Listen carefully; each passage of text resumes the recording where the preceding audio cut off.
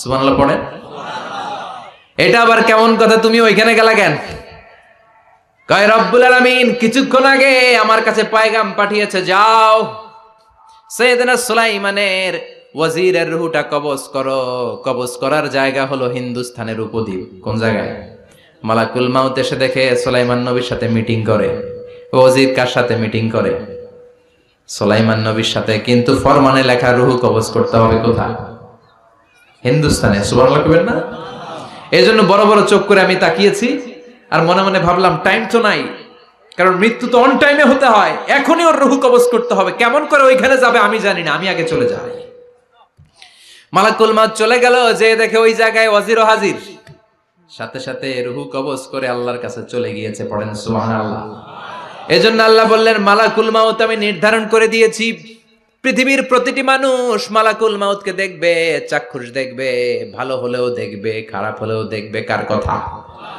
ভালো মানুষ যদি হয়, আল্লাহওয়ালা যদি হয়, ইসলাম প্রিয় যদি হয়, ডানপন্থী যদি হয়, মৃত্যুর সময় মালাকুল মাউত আলা সূরাতি শাবিন আলা আহসানি সূরা, একজন যুবকের আকৃতিতে চমৎকার ধবধবে সাদা একটা জুব্বা পরে, জান্নাত থেকে জান্নাতি কাফন নিয়ে, হানুত মিন হানুতিল জান্নাত, জান্নাতের সুগন্ধি নিয়ে মুমূর্ষু রোগীর মাথার সামনে এসে বসে যায় আর দেহটার ইঙ্গিত করে বলে, ইয়া আইয়াতুহান নাফসুত তাইয়্যিবা, ও পবিত্র আত্মা। আরেক বর্ণনায় এসেছে ইয়া আইয়াতুহান নাফসুল মুতমাইন্নাহ, ও প্রশান্ত আত্মা, উখরুজি ইলা মাগফিরাতিম মিনাল্লাহ, আল্লাহর ক্ষমার দিকে বের হয়ে আসো। উখরুজি ইলা মাগফিরাতিম মিনাল্লাহি ওয়া রিদওয়ান, আল্লাহর ক্ষমার সন্তুষ্টির দিকে রূহটা বের হয়ে আসো। স্মুথলি বলার সাথে সাথে মুমিনের দেহ থেকে রূহটা বের হয়ে আজরাইলের হাতে চলে যায়। স্মুথলি বলার সাথে সাথে স্বাচ্ছন্দ্যে আনন্দে মুমিনের দেহ থেকে রূহটা সা করে বের হয়ে মালাকুল মাউতের হাতে এসে পড়ে। পড়েন সুবহানাল্লাহ। আল্লাহ এমন মৃত্যু তুমি আমাদের নসিবে রেখে দিও, চিৎকার করে পড়েন আমিন। আর যারা ইসলাম মানে নাই, আর যারা কোরআন মানে নাই, আর যারা দিন কায়েমের আন্দোলন করে নাই, দিনকে ভালোবাসে নাই, বাম আর রামপন্থী ছিল, নাস্তিক ছিল, ইসলাম বিরোধী ছিল, তাদের কাছেও মালাকুল মাউত আসে কি আসে না? চিল্লায় বলেন আসে কি আসে না? তাদের কাছেও আসে, কিন্তু আলা সূরাতি আকবাহি রাজুল, একজনের চেহারা যত ভয়ঙ্কর হতে পারে, যত নিকৃষ্ট হতে পারে, এরকম ভয়ঙ্করতম নিকৃষ্ট দুর্গন্ধওয়ালা একটা চেহারা নিয়ে আসে। রিজলাহু ফিল আরদ, পা থাকে জমিনে, রাসুহু ফিস সামা, হাদিসের বর্ণনা, পা দুইটা জমিনে, মাথা আকাশে। এসে ধমক দিয়ে জালিমের মাথার সামনে এসে বলে, ইয়া আইয়াতুহান নাফসুল খাবিসা, হে পাপাত্তা, হে অপবিত্র আত্মা, উখরুজি ইলা সাখাতিল্লাহি ওয়া গাদাবিহি, আল্লাহর রাগের দিকে, আল্লাহর অসন্তুষ্টির দিকে বের হয়ে আয়। মালাকুল মাউতের এই অর্ডার পাওয়ার সাথে সাথে রূহটা কিন্তু বের হয় না। মুমিনের রূহকে ডাক দিলে যেমনি স্মুথলি বের হয়, কাফিরের রূহ এভাবে বের হয় নাকি? কথা বলেন। রূহটা ডানে যায়, ফাতাতাফাররাক, একবার রূহটা ডানে যায়, আবার রূহটা বায়ে যায়, আবার সামনে যায়, পায়ে যায়, হাতের মধ্যে ঢুকে ডানে বায়ে যায়। মালাকুল মাউত আবার ধমক দিয়ে বলে, ইয়া আইয়াতুহান নাফসুল খাবিসা, পাপাত্তা বের হয়ে আয়। রূহটা আবার ডানে যায়, বায়ে যায়, সামনে যায়, পেছনে যায়। এবার ঘপাস করে মালাকুল মাউত রূহকে ধরে টান মারে। সারা দেহটা থেকে প্রাণ রস সিক্ত করতে করতে দেহ থেকে রূহটাকে টেনে হিচড়ে বের করে আনে। আর মুমূর্ষু রোগীটা চিৎকার মারতে থাকে। পড়েন নাউযুবিল্লাহ। একটা জীবন্ত ছাগলের চামড়াগুলো জবাই না দিয়ে কেউ যদি টেনে টেনে বের করে, ছাগল জবাই হয় নাই কিন্তু চামড়া এক পাশ থেকে টেনে টেনে টেনে হিচড়ে আপনি গা থেকে বের করলে যত কষ্ট হয়, এর চেয়েও বেশি কষ্ট দিয়ে মালাকুল মাউত বামপন্থী আর কাফেরদের রূহটা দেহ থেকে বের করে আনে। পড়েন নাউযুবিল্লাহ। আমাদের রূহটা যেন আল্লাহ, মুমিনদের রূহ আপনি যেভাবে কবজ করান, ওইভাবে যেন আমাদের রূহটা বের হয়ে আসে। আরো জোরে পড়েন আমিন। এজন্য আল্লাহ বললেন, বাল তুসিরুনাল হায়াতাদ দুনিয়া ওয়াল আখিরাতু খায়রুন ওয়া আবকা। পাগলের মতো মোহাচ্ছন্ন হয়ে এই দুনিয়াটার পেছনে ছুটে বেড়াও। এই দুনিয়া আসল নয়, আখিরাত হলো আসল। চিল্লায় বলেন ঠিক কিনা? অস্থির, আমরা ব্যস্ত, দুনিয়ার লোভে আর মোহে পড়ে আমাদেরকে যে মরতে হবে, চলে যে যেতে হবে, এটা ভাবার সময় আমাদের নাই। চিল্লাই কোন ঠিক কিনা? এজন্য বলা হয় মুতু ক্বাবলান তামুতু, মরার আগে একবার মরো। হাসিবু ক্বাবলান তুহাসাবু আলাইক, তোমার হিসাব কিয়ামতের দিন করার আগে তুমি তোমার হিসাব করো। জীবনে কি কি পাপ করেছি আমি জানি, আমার চেয়ে ভালো কেউ জানে না। চিল্লায় বলেন ঠিক কিনা? কি কি অন্যায় করেছি আমার হৃদয়ের মধ্যে কথাগুলো আছে না নাই? পৃথিবীর কেউ না জানলেও আমি জানি কি জানি না? পৃথিবী না জানুক আমি তো জানি, আমি কি পাপ করেছি হায়। পৃথিবী না জানুক আমি তো জানি, আমি কি পাপ করেছি হায়। আমার পাপের করলে বিচার, বাঁচার উপায় নাই আমার। দয়াময় প্রভু মাফ করো আমায়, মাফ করো আমায়। পড়ে না আমিন? আরো জোরে আমিন। এজন্য হাসিবু ক্বাবলা আন তুহাসাবু আলাইক, তোমার হিসাব বসার আগে নিজে হিসাব করো কি কি করলা। আসল মরণের দিন শটান হয়ে তো শুয়ে পড়ো ভাই, মরার আগে আরেকবার মরো। মরার আগে আরেকবার কি করবেন? কথা বলেন। মরার আগে কি করতে হবে? হঠাৎ একদিন বিছানায় শটান হয়ে শুয়ে যান, চক্ষুটা বন্ধ করেন, ভাবেন মরে গিয়েছেন। এই তো মালাকুল মাউত চলে এসে রুহটা নিয়ে গেল। আত্মীয় স্বজন চিৎকার চেঁচামেচি শুরু করে দিল, কান্নার রোল পড়ে গেল চারদিকে। মাইকের মধ্য দিয়ে, মসজিদের মাইকে অ্যানাউন্স হয়, অমুক এলাকার নিবাসী অমুক ভাই আমাদের মধ্যে দুনিয়ায় নাই, তার জানাজা হবে এশার নামাজের পর। সবাই এসে রুহের মাগফিরাত করেন। সবাই আপনারে দেখতে আসবে, কেঁদে কেঁদে লোকজন আপনারে কবর দিতে আসবে। চিল্লায় বলেন ঠিক কিনা? কেঁদে কেঁদে সবাই আসবে, দেখার জন্য আসবে। ছেলেগুলো কাঁদবে, স্ত্রী কাঁদবে, বাবা মা কাঁদবে, বন্ধু বান্ধব কাঁদবে। আর ঘরের মধ্যে রাখা হবে না। এবার আপনাকে গোসল দেওয়ার পালা। চক্ষু বন্ধ করে চিন্তার দরকার আছে না নাই? কথা বলেন। হঠাৎ করে, হঠাৎ করে শুনবি একদিন আমার মৃত্যুর খবর। কেঁদে কেঁদে আসবে সবাই দিতে আমায় কবর, দিতে আমায় কবর। ঠিক কিনা? একটু চোখটা বন্ধ করে ভাবেন, আপনাকে গোসল দেয়া হবে, জামাগুলো খোলা হবে। এত টাকা দিয়ে যে দামি গোসলখানা টাইলস লাগিয়ে ঘরে বানালেন, আপনার শেষ গোসলটা কি ওই দামি গোসলখানায় হবে? লাশ যেখানে ধোয়া হয় ওই জায়গায় ধোয়া হবে। আপনাকে কাফন পরানো হবে। আপনার কলিজার টুকরা ছোট বাচ্চাটারে বলা হবে, আব্বু দেখে যাও, তোমার বাবারে শেষবারের মতো দেখো। আপনার বাবা মা শেষবারের মতো একটা নজর দিয়ে আপনার চেহারাটা দেখে নিবে। বন্ধু বান্ধবরা শেষবারের মতো একবার আপনারে দেখে নিবে। জানাজার জায়গায় নেওয়া হবে। হবে না এই ঘটনাটা আমাদের? হ্যাঁ, হবে কি না? হাজার হাজার মানুষ শেষ বিদায় দেওয়ার জন্য আসবে। চারটা তাকবীর দিয়ে ইমাম নামাজ শুরু করবে। আল্লাহু আকবার, আল্লাহু আকবার, আল্লাহু আকবার, আল্লাহু আকবার বলে নামাজ শুরু করবে। নামাজ শেষ। এবার পালকিতে করে কবরে যাওয়ার পালা। আহা, যেতেই হবে, যেতেই হবে। পালকিতে করে লোকজন নিতে শুরু করবে।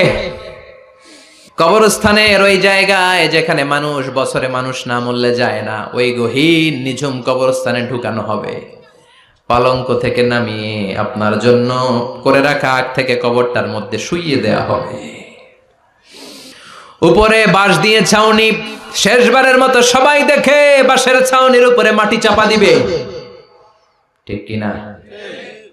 চলে যাবে সবাই, কেউ নাই, অন্ধকার, শুধু অন্ধকার।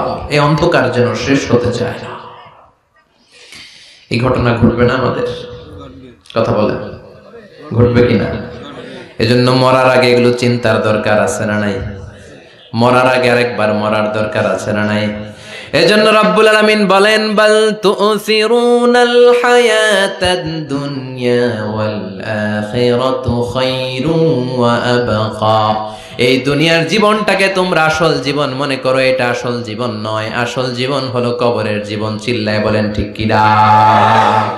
আল্লাহ তোমার এই দুনিয়া, আল্লাহ তোমার এই দুনিয়ায় কেউ আসে কেউ চলে যায়,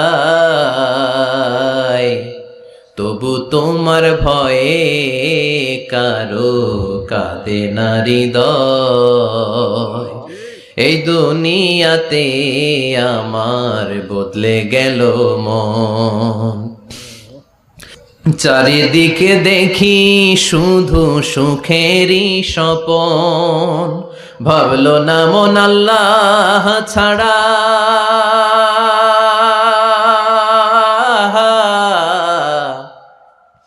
ভাবলো না মন আল্লাহ ছাড়া নেই কোনো উপায়,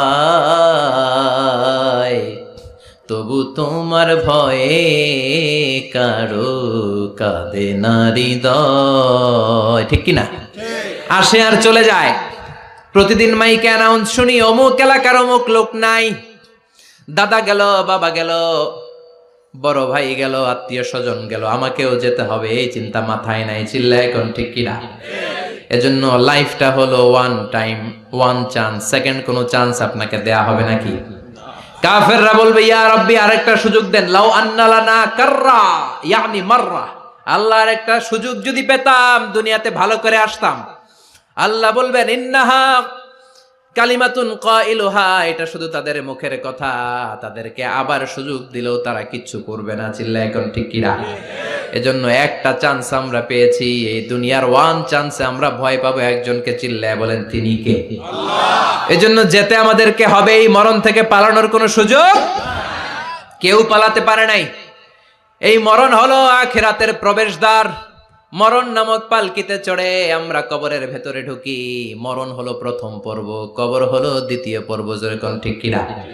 এজন্য বিশ্বনবী বললেন, আল কবর রাউদাতুম মিন রিয়াদিল জান্নাহ আও হুফরাতুম মিন হুফারিন নার। কবর হলো কারো জন্য জান্নাতের বাগান, কারো জন্য জাহান্নামের গর্ত। আমরা বলি, আল্লাহ আমাদের কবরটারে জান্নাতের বাগান বানাও। আর জোরে পড়েন আমিন। আবার বিশ্বনবী বললেন, ইন্নাল কবরা আউয়াল মানজিল মিন মানাজিলিল আখিরাহ। কবর হলো আখিরাতের মানজিলগুলোর প্রথম মানজিল। আখিরাতে একটার পরে একটা অনেকগুলো স্টেশন আপনাকে পার হতে হবে। প্রথম স্টেশনটার নাম হলো কবর। প্রথম স্টেশনের নাম কি? এই কবর নামক স্টেশনে যদি আপনি মাফ পেয়ে যান, সামনের সব স্টেশনগুলোতে মাফের ব্যবস্থা করবে কে? আল্লাহ। আর কবর নামক স্টেশনে যদি ধরা খেয়ে যান, আপনার মায়ের আছে না নাই? লাশটাকে যখন রাখা হয়, লাশটা চিনে কে আমারে রাখলো, কে আমাকে ধৌত করলো, কে আমারে কাফন পড়ালো। এজন্য বিষ্ণুই বলেছেন, মুমূর্ষের সামনে বসে বসে পড়ো, লা ইলাহা ইল্লাল্লাহু মুহাম্মাদুর রাসূলুল্লাহ। লাকিনু মাউতাকুম লা ইলাহা ইল্লাল্লাহ। মুমূর্ষের সামনে দাঁড়িয়ে দাঁড়িয়ে পড়ো, লা ইলাহা ইল্লাল্লাহ। এই লা ইলাহা হচ্ছে জীবিতদের জন্য কালিমা, আর আমরা মরার পরে এই জিকির করি। ঠিক কি না? আমাদের দেশের অনেক জায়গায় লাশ নিয়ে কবরে যাওয়ার সময় লা ইলাহা পড়ে না। না, এটা আগের জিকির, মরার আগের জিকির। মরার আগে আপনাকে অ্যানাউন্সমেন্ট দিতে হবে, আল্লাহ ছাড়া কোনো ইলাহ নাই, বিশ্বনবী হচ্ছেন শেষ নবী এবং রাসূল। চিল্লায় বলেন ঠিক কি না? লাশটাকে যখন রেখে দেয়া হয়, বিশ্বনবী যত মানুষকে কবরে রেখেছেন তারপরে দাঁড়িয়েছেন আর বলেছেন, ইস্তাগফিরু লিআখিকুম, তোমার ভাইদের জন্য তোমরা দোয়া করো। ফাইন্নাহুল আনা ইউসআল, এখনই তাকে কবরে সওয়াল করা হবে। কবরে প্রশ্ন আছে না নাই? কথা বলেন। বিশ্বনবী খাদিজাতুল কুবরা, ওনার প্রথম স্ত্রী খাদিজাতুল কুবরা তাহেরাকে কবরের মধ্যে রেখে দিয়ে কাঁদতে শুরু করলেন। চোখের পানি ছেড়ে অনেক দোয়া করলেন। দোয়া শেষে সব সাহাবারা ঘরে ফিরে যায়, বিশ্বনবী যায় না। সাইয়েদনা আবু বকর বললেন, ও নবী চলেন ঘরে যাই। অনেক তো দোয়া করলেন। বিশ্বনবী বললেন, আবু বকর তুমি যাও, আমি যাব না। এইটা সাধারণ মহিলা না, এটা বিপদের দিনের সঙ্গিনী খাদিজা। মক্কায় যখন আমার কেউ ছিল না, খাদিজা আমারে ভুলে নাই। 3 বছর কাফিররা আমাকে জেলখানায় বন্দি রেখেছে, নাম শিয়াবে আবি তালেবের জেলখানা। আমার স্ত্রী ওই জেলখানার জীবনেও আমারে ছাড়ে নাই, আমার সাথে 3 বছর খাদিজাও জেল খেটেছে।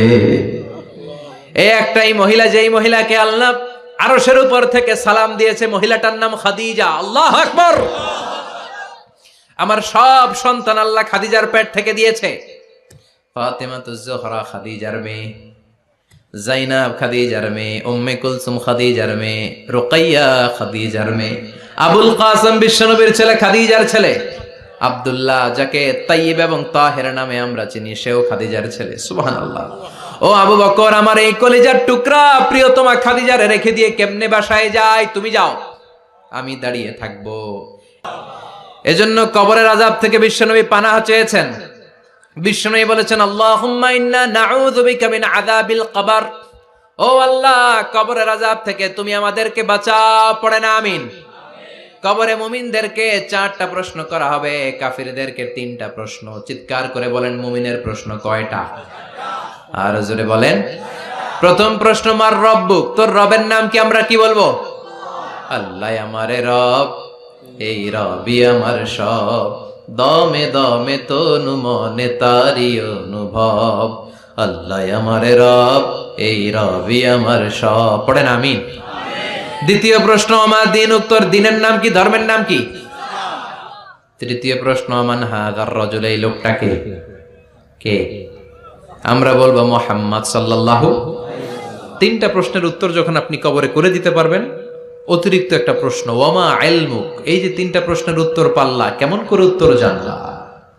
কোত্থেকে শিখেছো? নকল করে আনছো কাফনের কাপড়ে? পরীক্ষার হলে নকল আছে না নাই? হাতে নকল আছে না? পায়ে নকল, মুজার ভিতরে নকল আছে না নাই? মোবাইলে নকল আছে না নাই? নকল থেকে আল্লাহ তুমি বাঁচাও। আরো আস্তে কোন আমিন। কিভাবে জানলা? কেমন করে 3টা প্রশ্নের উত্তর শিখলা?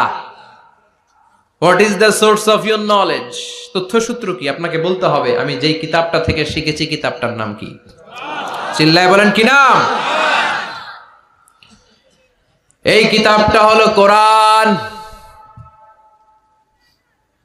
আপনাকে বলতে হবে, কোরআন থেকে আমি শিখেছি, বিশ্বনবীর হাদিস থেকে আমি শিখেছি। 4টা প্রশ্নের উত্তর যখন পারবেন, ফেরেশতারা বলবে আহলান সাহালান, খুশ আমদেদ, কংগ্রাচুলেশন, বাহ বাহ, তুমি তো চমৎকার পেরেছো।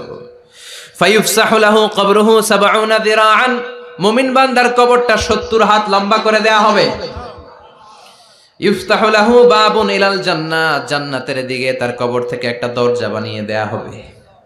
জান্নাতের সুঘ্রাণ ঠান্ডা বাতাস এসে তার কবরের ভিতরে ঢুকতে শুরু করবে। ইলবাসু লিবাস মিন আহলিল জান্নাহ, জান্নাতীদের পোশাক তার গায়ের মধ্যে পরিয়ে দেয়া হবে। আল্লাহু আকবার। আর বলা হবে, নাম কানাউমিল আরুস, বাসর রাতে বর যেমনি কনেকে নিয়ে ঘুমিয়ে যায়, তুমিও একটা ঘুম দাও।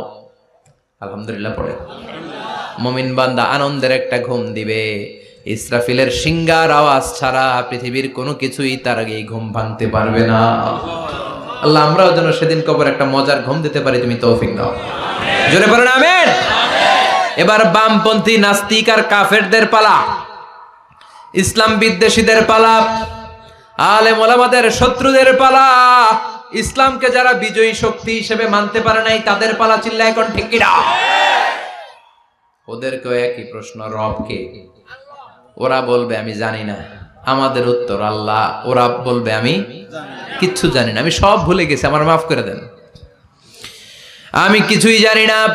তবে আমি ইসলাম বিরোধীদের সাথে চলতাম, যারা ইসলাম রে বাস দিত আমি তাদের সাথে স্লোগান দিতাম। এরকম ডাকাইত আছে না নাই? দ্বিতীয় প্রশ্ন, আমার দিন, ও তোমার ধর্মের নাম কি? কয় আমার ধর্ম নাই, আমার ধর্ম কর্ম নাই, আমি খালি দুনিয়া কে মজা লেলো, দুনিয়া তোমারই হ্যায়, আমি খালি দুম্মা চলে দুম। আছে না নাই? আমি শুধু মৌজ মাস্তিতে ব্যস্ত ছিলাম, আমার দুনিয়া নাই, দিন নাই, আখেরাত নাই, রবকে আমি জানি না, ধর্মকে জানি না। ইসলাম বিরোধী রাজনীতি আমি করতাম, মাও সেতুংয়ের রাজনীতি, কার্ল মার্কসের রাজনীতি, বুশের রাজনীতি, ডোনাল্ড ট্রাম্পের রাজনীতি, বামপন্থীদের রাজনীতি। চিল্লায় কোন ঠিক কিনা? কোনো ধর্ম নাই। এই লোকটাকে চিনো কিনা বলো। বিশ্বনবীর চেহারা দেখিয়ে বলা হবে এই লোকটাকে, কয় জানি না। এরে আমি মানতাম না, এরে আমি গালে দিতাম। এরকম জাহান্নামের নরকীট আর পিতৃ পরিচয়হীন জারদ সন্তান বাংলার দেশেও আছে না নাই? এই মহামানবটাকে গালি দিয়ে পৈশাচিক আনন্দ পায়। পত্রিকায় লিখে, ব্লগের মধ্যে লিখে, ইন্টারনেটে কার্টুন বানিয়ে বানিয়ে পৈশাচিক ফুর্তি করে। এগুলো জাহান্নামের কীট, এগুলো জারদ সন্তান, বাপ মায়ের ঠিক নাই। এখন ঠিক কিনা? আমার নবীরে যারা গালি দেয় এগুলোর বাপ মায়ের ঠিক আছে? এগুলোর কোনো গোড়া আছে? এগুলোর কোনো শেকড় আছে? এগুলো আগাছা চিৎকার করে বলো ঠিক কিনা? বলবে আমি জানি না। ফেরেশতারা বলবে দাঁড়া, আমরা জানি। তোর সাথে কেমন আচরণ করতে হবে আমাদেরকে ট্রেনিং দিয়েছে কে? এবার শুরু হবে মাইর। কি শুরু হবে? কথা বলেন, মাইর। ফায়ুদরাবু বিমা তারিকা মিন হাদিদ, লোহার হ্যামার দিয়ে শুরু হবে মাইর। এক একটা হ্যামারের বাড়িতে মাথাটা ফেটে চূর্ণ বিচূর্ণ হয়ে যাবে, দেহটা জামিনের ভেতরে 70 গজ দেবে যাবে। ওর চিৎকারে কবরস্থানটাও থারথার করে কাঁপবে। আবার জামিনকে বলা হবে ইলতাইমি, চাপা দে। জামিনে ঢুকে যাওয়ার পরে জামিনের এই পাশ থেকে একটা চাপা, মাটি চাপা, বাম দিক থেকে মাটি চাপা, 2 চাপায় ডান দিকের পাজর বায়ে চলে যাবে, বাম দিকের পাজর ডানে চলে আসবে। ওর চিৎকারে কবরস্থানটা থারথার করে কাঁপবে। আল্লাহ, এই ধরনের পরিস্থিতি থেকে তুমি আমাদেরকে বাঁচাও। আর ও চিৎকার করে বলেন আমিন। এজন্য কবরের এই প্রস্তুতি নেওয়ার দরকার আছে না নাই? কোরআনের পক্ষে থাকার দরকার আছে না নাই? ইসলামের পক্ষে থাকার দরকার আছে না নাই? ইসলামী আন্দোলনের সাথে থাকার দরকার আছে না নাই? ইসলামের বিজয় চাওয়ার দরকার আছে না নাই? যে লোক ইসলামের বিজয় চায় না, যে লোক চায় না ইসলাম দিয়ে দেশ শাসিত হোক, যে লোক চায় না কোরআনটা সংসদ ভবনে নেতৃত্ব দেয়, তার অন্তরে ঈমান থাকতে পারে নাকি? চিল্লায় বলেন পারে? যে ঈমান প্রয়োজনে, উখিয়াতে নাই? উখিয়াতে মাজার আছে নাকি? সাগর পারে এগুলো থাকে? এগুলোর সাথে ইসলামের সম্পর্ক আছে? কথা বলেন আছে? যে ঈমান খাজার নামে মাজার গড়ে ফুলুস কামায়, যে ঈমান শিরকিয়াতের আমল করে ভীত না হয়, যে ঈমান বাস্তবে নাই, যে ঈমান ময়দানে নাই, মুখে শুধু কথার কলি, কি করে তারে বলো ঈমানে বলি, কি করে তারে বলো ঈমানে বলি, কি করে তারে বলো ঈমানে বলি। চিল্লায় বলেন ঠিক কি না? এজন্য ঈমানের দাবি হচ্ছে অন্যায়কে প্রতিরোধ করতে হবে, হকের পক্ষে থাকতে হবে। কোরআনের রাজনীতি নিজ চোখে দেখে ইসলামকে সংসদ ভবনের উপরে কালিমার পতাকা পতপত করে দেখার স্বপ্ন অন্তরে থাকতে হবে। চিল্লায় এখন ঠিক কি না? এটাই তো মুমিন, যে ইসলামকে বিজয়ী শক্তি হিসেবে দেখতে চায়, যে কোরআনের আইন চায়, যে কোরআনের রাজ চায়। চিল্লায় বলেন ঠিক কি না?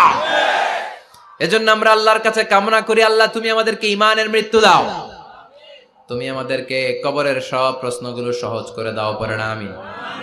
আরো জোরে পড়ে না আমিন?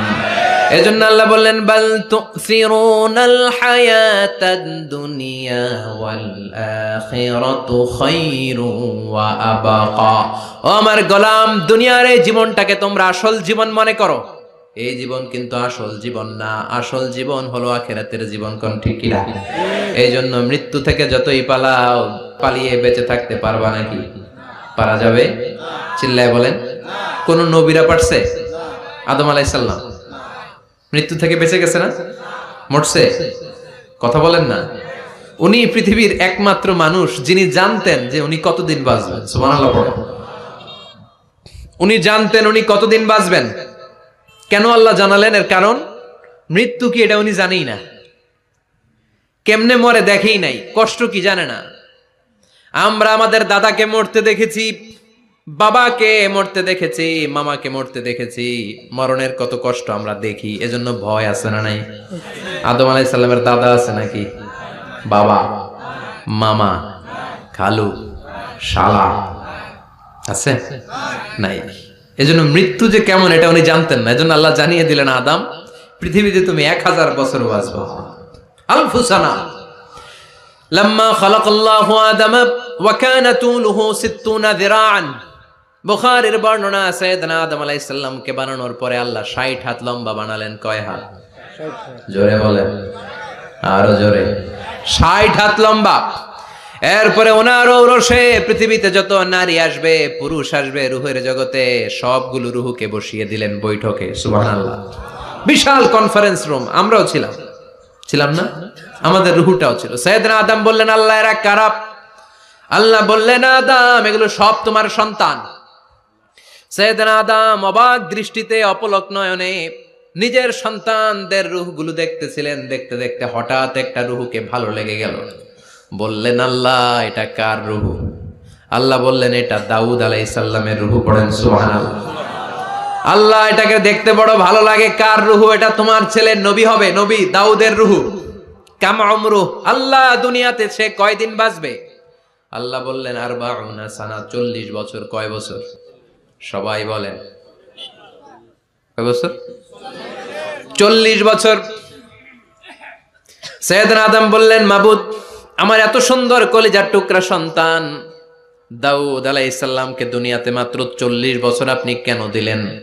আল্লাহ প্রথম মানুষ এবং নবী হিসেবে আপনার কাছে ফরিয়াদ করি, আমার ছেলে দাউদের বয়স বাড়ায়া দেন। আল্লাহ কয়, না, হাদা কদ কুতিবা, এটা লেখা হয়ে গেছে। রুফিআতিল আকলাম ওয়া জাফফাতিস সুহুফ, লিখে ফেলছি, কালি শুকায় গেছে, এটা চেঞ্জ করা যাবে।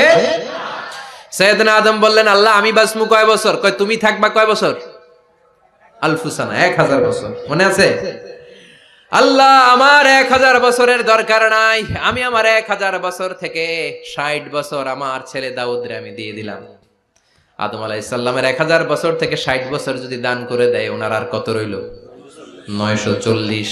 আর 60 বছর যদি দাউদ নবীর 40 বছরের সাথে যোগ দেয়া হয়, উনি পেলেন কয় বছর? 100। সাইয়েদনা আদম পৃথিবীতে আসলেন, এসে থাকতে শুরু করলেন। দিন গড়িয়ে রাত আসে, মাস গড়িয়ে বছর আসে, বছর যায় বছর আসে।